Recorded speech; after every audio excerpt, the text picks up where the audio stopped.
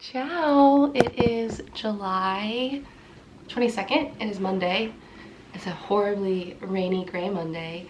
I am so sick. I feel absolutely horrible. The only reason I'm in normal clothes and tried to put mascara on, put a hat on to cover my face up. Things must get done today. I'm sick because I overwork myself and I'm always stressed out. And even during being sick, I'm still like, no, Caroline, you still need to go, go, go. I wanted to scratch this vlog so badly. I wanted to just put it in the trash. I've spent hours working on it and I kind of hate it. But I know that my zestful community that I've built on here, you guys are incredible. So there are a select few that I feel like would actually get some entertainment and some kind of value. I started filming like randomly on July 10th.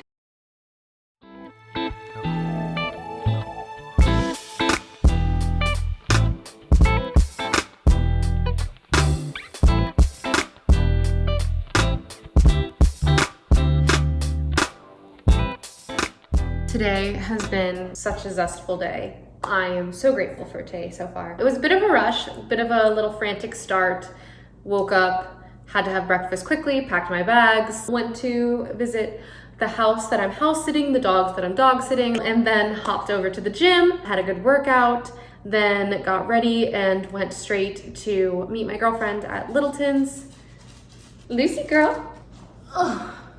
And so then I went to go meet my friend at Littleton's, which is our super bougie newest addition to Columbus. It's such a good find. It's so cute inside. Had a good coffee, chatted with her. I mean, the amount of zest I'm feeling from that coffee date alone. Communication, relationships, quality time, good conversations. It took me so long to find the people that I truly vibe with and can be so open with and just talk about the things that matter and to me and to them. Relationships are so important, but not just any relationships, not just to have a relationship, not just anybody. Doing the work to find the people that just fit into your life so well. What a blessing when you find those people that just feel so good to connect with. And I had to run some errands after that coffee date because today is July 10th, tomorrow is July 11th. Duh. But tomorrow is my dad's birthday. This was leftover chomps because I went to Trader Joe's before and I got a little chomps because I was starving. I got 2 chocolate dipped cannolis, tiny little chocolate chips that go on the edge, cannoli filling. And then I got totally ripped off, but it's okay, imported frozen sfogliatelle. My dad is Roman. He grew up in Rome. He doesn't admit it, but he loves a good pastry. Italians love their pastries, not only as a dessert, but as a little decadent splurge for breakfast with coffee. So I'm gonna try to get these to him tomorrow morning, around probably 11 is probably the best I'm gonna be able to do. But I'm super excited to bake these off tomorrow and fill the cannoli. I specifically asked to have the cannoli cream and he's like, are you sure you know how to do it? Do you have a pastry bag? And I'm like, yeah, I can do it. But the reason why is because cannolis, you don't want them to get super soggy from the filling sitting too long. The best cannoli I ever had in my life was pistachio, of course. Pistachio is the best. And then it was filled in the moment. Cannolis are best when they're just filled because you get the crunchiness of the shell, the creaminess of the filling, and then a nice addition. A lot of pastries come from the Naples Campania region. I talked about this in my Naples Christmas vlog from 2 or 3 years ago. So sfogliatelle, there's 2 types. There's a riscia and a frolla, both filled with a cream, but kind of a different shell casing. So one's more cakey, which is the one that I prefer. It's more dense. This is the laminated dough, which is super flaky. My dad deserves something special. It's his 60th. So that's the spiel. It is raining, windy, gray, disgusting. So I don't think I'm gonna vlog anymore today, and we will pick this up tomorrow. Ciao, it is July 11th. I'm making a delicious, refreshing salad. Melon and prosciutto, classic. The Italians would rather die than change tradition, in my opinion, especially my Italian family. They don't do, what do you mean you're gonna add a little lemon to this recipe? That's not in the recipe. That's just simply not how it's done. I love my Italian family. I accept and absolutely acknowledge tradition. I'm gonna change it up. I'm gonna add my Caroline zest. Prosciutto and melone, you can't go wrong. It is 2 ingredients, refreshing, salty, sweet, soft, chewy, delicious. Caroline wants to bring some zest to the table. Melon balls, and they're so satisfying. You take your little melon ball scooper, you make adorable melon balls. And you know what I was thinking? That's the same size as mozzarella. So I have the tiny mozzarella balls, and then I thought keep things round.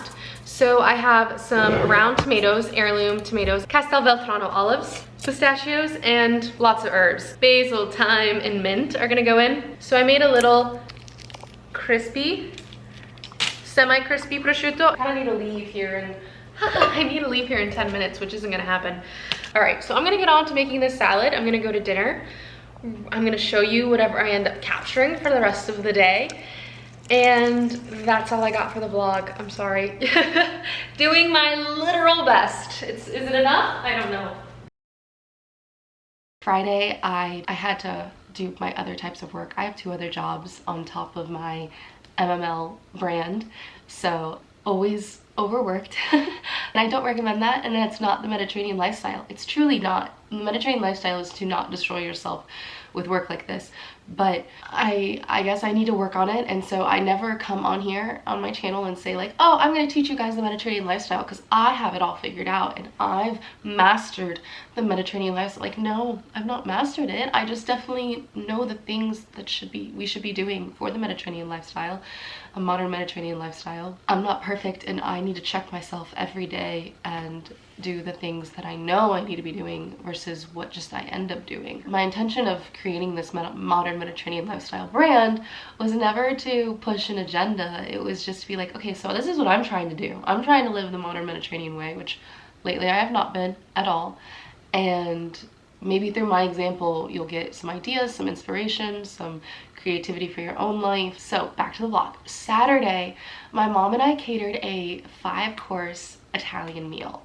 So we had friends that wanted to do this big 22-person anniversary party. They wanted to recreate this meal that they had had in Italy when they were there traveling, and I made the massive charcuterie and cheese board and just made like a bowl of roasted tomatoes, and I did some whipped ricotta on the board. And I mean, we made it kind of special. We added some edible flowers, like all of that. So I made the epic like table, antipasto table or like aperitivo table with the cheese and charcuterie and all the snacks. The second course was a salad. So it was called a composed salad, which is what I made for my dad's birthday party, was a composed salad. So it's not this like heavy greens, but it's kind of all these pieces kind of layered together. So it was melon, tomatoes, roasted hazelnuts, mint, like white balsamic, and olive oil. So that was a really delicious, refreshing salad. It was a super hot, sunny summer night. So the third course was ravioli al uovo and raviolo al uovo. And guys, that is so hard to make. I've only ever made it once, and I made it in a freaking cooking class. So it's not like I was totally checked in. I was kind of just having fun in the cooking class. I honestly had my mom kind of beg them, like, can you pick like any other type of fresh pasta or ravioli, because like you want to make that ahead. Like there's so much kind of technique that goes into ravioli. Like the pasta dries out really quickly, and if it's too thin it rips, and like there's so much to homemade pasta. So like my heart sank because so many of the ravioli broke. The yolks were seeping out of the ravioli dough. The ravioli dough was really hard to transfer. It kind of dried out. I felt like the biggest failure that evening, because not only like did so many of the ravioli break, I overcooked it too. So the whole point of ravioli al uovo is you eat the ravioli and the yolk is still raw in the center. So when you cut into the ravioli, the yolk kind of seeps out and it creates a super luscious, thick, creamy, fatty sauce because the yolk is so delicious. You get really, really high quality eggs, obviously, always, whenever you can, but especially for something like raviolo al uovo. Coughing break. So I need to blow my nose right now, but I can't. So here you have basically pasta with like hard-boiled yolk in the center of it. Like, how horrible. I felt like a failure on so many levels. All right, this is what a car looks like with a full meal for 22 people, 6 courses, charcuterie boards, extras, veal cutlets, 3 massive bags, peaches, tomatoes, grilled vegetables. Time to get in the car and get over to make this incredible feast. And then the next course was veal saltimbocca. Fry up a piece of veal, you add a piece of prosciutto, you add some sage. So that was that course with some grilled vegetables, which I forgot to showcase. And then the final course was roasted peaches and like a cinnamon honey like bourbon sauce with some whipped mascarpone cream. So it was like whipped cream with mascarpone and then a little biscotti on top, which I did not only did a horrible job on the raviolo al uovo, I failed filming so much of it. Like when I tell you, like my emotions got the best of me and I was just getting so flustered and stressed out. It was a small kitchen, it was someone else's kitchen, so you didn't know where everything was. It was kind of a tight space. It was like 100 degrees in that kitchen. People would like come in to chat with us, and like I definitely wanted to chat with them, so like I would forget to take a video. So I did a really bad job capturing that, but it was exciting to say the least. And then Sunday, my whole family came together. We celebrated again on Sunday for his birthday. We watched, I think, the Euro Cup, and we made homemade pizzas. So we had homemade pizzas and cake on Sunday, and that was very cool. Did a bad job filming that as well. And then fast forward through another week, there's so many recipes I wanted to try out and like film for you guys. Like I was even wanting to make these like protein breakfast cookies because I'm kind of getting sick of the granola bars. Like you guys have seen in my past few videos, like my go-to morning snack before the workout has been granola bars. But I'm like, oh, I like actually am craving to switch it up. Like it finally's happened. They turned out like not great. I mean, they tasted fine, but they didn't turn out great. The texture wasn't right. It was a test recipe to begin with, so that's okay. But failure of the catering dinner, failure of these cookies with a recipe. Like I just have no recipes other than that incredible melon salad to really share with you guys this video. I guess that's my life little update, is things have been a struggle, and it is what it is. The week went by, we had actually a family dinner that I captured, and we did kind of like a Greek-y, Middle Eastern-y kind of buffet. Things needed to be gluten-free because one of the family members is gluten-free, so I made these gluten-free amaretti cookies, like soft, chewy amaretti cookies. I flavored them with a little bit of lemon, but they're just like egg whites, almond flour, and like lemon is basically the whole cookie recipe, and sugar of course. And then I also tried to make a gluten-free olive oil cake. I made it gluten-free and dairy-free. I used Bob's Red Mill all-purpose flour. It fell to pieces. It tasted terrible. It was horrible. So I ended up making my olive oil cake instead, which was utterly delicious. Everyone devoured it. Everyone ate every bit of the cookies. All the cookies were gone. There were like 2 slices of the cake left over at the end, so it's like there was success there, but again, feeling like such a failure when I saw that cake and how it turned out. I was just not happy with it and with myself. So those were the desserts. Guys, this cake was a disaster. Oh my gosh. It was just...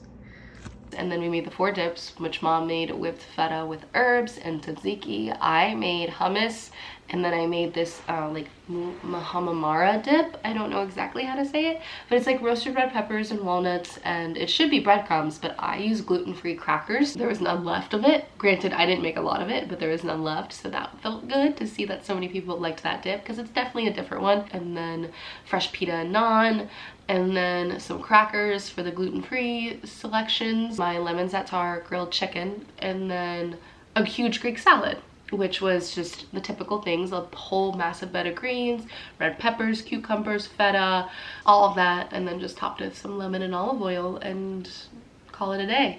So that was family dinner, and it was very, very delicious and hit the spot. I did a lot of fun foodie things. I did a lot of failures. I'm in a funk, guys. I have a big meeting today that I need to go finish prepping for, and then after that meeting, I'll end up editing this vlog and hopefully putting it up. It's probably not going to go up till about like 4 tonight. Sad. But we're doing our best, and that's all we can do right now. Thank you so much for watching. I always, always, always am so grateful for your support, and until next time, I hope you create a very, very zestful day. Ciao!